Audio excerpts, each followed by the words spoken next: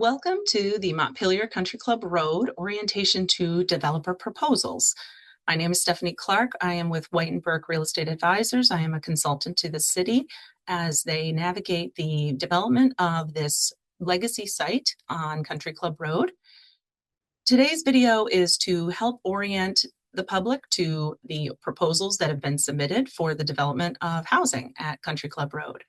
So what I will say is that we are intending this video to be simply an orientation. It is not a full review of what has been submitted. So this is really to help the viewer then go out to the website, look at all the proposals, digest them, but in a more informed way. So the purpose of this video is to tell you how to then take action, to give a little more backstory on the development process for anyone who's not familiar with how public-private partnerships are set up, to do an overview of this particular RFP process, where we are, where we're going, and then to do some orientation about how the proposals look and what they entail, what these particular proposals are covering, some about the site design, and where you can get more information. So we are asking the public to submit your thoughts via an input form, which can be found on the website through the button circled in red to share your thoughts, or through the QR code that takes you directly there. This QR code will be featured in a lot of different places that you'll see, so it takes you right to that input form, and it is one input form per email address. But you are welcome to submit your thoughts and your questions and your concerns and your highlights based on what you read on the proposals, which are circled in blue. There were 5 invitations to submit for people, 4 groups came back with proposals, and those are all there with the appendices. So we ask that you watch this video, review the proposals, provide input, and then if you have further questions, there will be a community input session on March 12th, and you can ask clarifying questions before you submit your input. So a general overview of the timeline. This property was acquired in 2022, and an actionable plan was then created over the course of 22-23 with the community. And then in 2025, the City Council issued this RFP for the development of the housing component, because this property was bought and the actionable plan laid out the target of having dense housing, a lot of housing, quantity of housing, and recreation at this site. So then in 2026, we are in the process of selecting a developer, and there will be a lot more vetting that happens as the planning and the development agreement are negotiated, and that will then result in a full development agreement between the city and the developer. That is the public-private partnership, because there are going to be components that the city is responsible for and components that the developer is responsible for.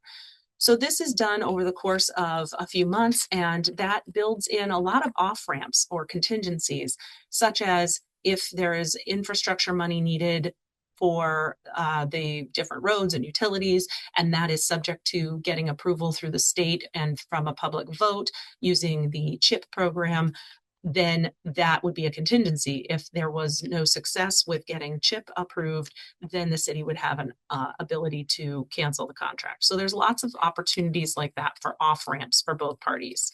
But assuming this all goes forward, we expect that construction could commence as soon as 2027, potentially starting with the infrastructure. And there's concurrent steps all along between the city and the developer, planning and securing financing and funding all along. But most of the proposals proposed to begin construction by 2028, with occupancy of the first units by 2030. Some of our funding is reliant on affordable units coming online before 2030. So that has been a component of the plans that have been proposed. But the build out is really dependent on the different plans. So there's 4 different proposals which have different phasing and timelines. And so we have about 5 to 10 years of phasing that could happen, and possible continuation of construction. But the goal here is a big legacy project with a new neighborhood, and so big change requires patience and big efforts.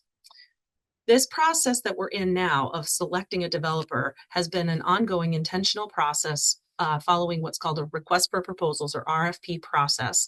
And this was commenced in December, and the subcommittee, which is a subcommittee of the city council with 3 city councilors, is in charge of stewarding this process and making a recommendation of the developer of choice to the city council. So we received 4 proposals. Those included confidential information that is available to the staff and the consultants and the subcommittee, and there will be interviews with developers to continue to gather information.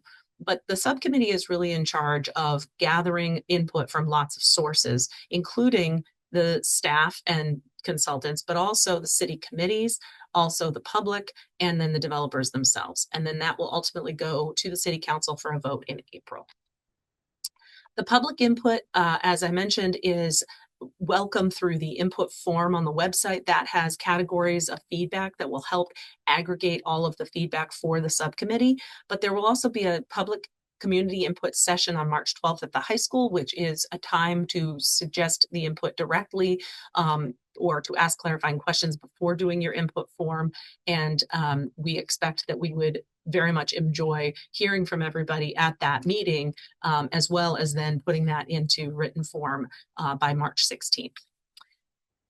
So what you're going to see in these proposals is quite significant. There are a lot of requirements within the RFP. I won't go through each of these, but there are significant requirements from each developer, and each development team had a couple of months and had to put in a lot of labor and a lot of time and cost to put in this amount of effort to bring this amount of detail to the committee, to the city. So the reason why is because we're selecting a partner, and there are things that the city is going to be giving, but there's things the city wants in return, and that is what's included. And the schedule, for example, matters because the CDBG DR money has specific thresholds. So there are deadlines built into that. There's reasons why we needed to know specific pieces of these phasing plans because of trying to understand feasibility. So what you might expect when you open these big documents that have hundreds of pages in them is things like the team composition, understanding who the team is and which firms they have on board and what kind of projects they've done in the past. And then they'll tell you all about their project and what that looks like, what the feel is, what's the approach, what's the vision, things like the timing and the phasing, and then they get into financials.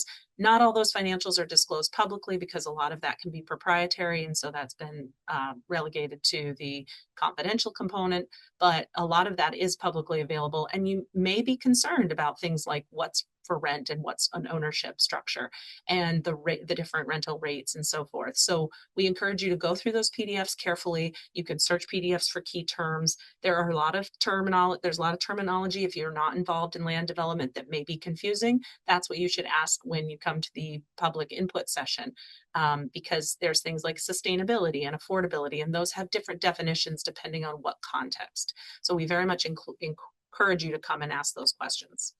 The subcommittee will then be using a selection criteria that was identified in the RFP to make its recommendation. What you'll also see in the packages are a variety of approaches, different styles, phases, product mix, price points. So these are representative pictures, but they don't tell the whole story. We just want to make sure that it's understood that these are illustrative only, that these are not set in stone. Some of these renderings are at bird's eye view, some are at street view, some are just flat elevations. And so but these are not meant to be set in stone. Any project that is selected will be going through the public process that development projects go through. And so there'll be further opportunity to understand the impact and the conformance with the city codes. But these are also iterative because the city subcommittee has the opportunity to go back to these teams and ask for changes and see if changes are feasible. And so there's going to be a lot of back and forth. So to be very clear, there's a lot more planning to do, and that it's important to read the documents with an eye for planning and numbers and pictures. There's lots of components here and a lot of time went into it. So to understand not just what's on the surface, but what's under the hood. So the target vision that the city put forward was called the master plan back in April. This is a master site plan that showed densities and the split between housing, recreation, and open area. And this was a concept, but was meant to be tested by the market, and the idea being that these proposals have the opportunity to suggest alternatives. And we made it very clear in our expectations that if they had a swap that they wanted to do for density of housing or location of housing, that they could offer that in exchange for some of the recreation area. So these images that you see are all different variations on that master plan based on their proposal. So each firm has a different layout, and you can see those in your packets that vary from proposal to proposal. So we recommend you review all of these and reach out if you have any technical questions. Mike Miller at the Planning Department is available for assistance, and please submit your input to the public input form. We would look forward to hearing from you. We appreciate your engagement on this. And if you have further questions, please join us at the high school on March 12th for the community input session.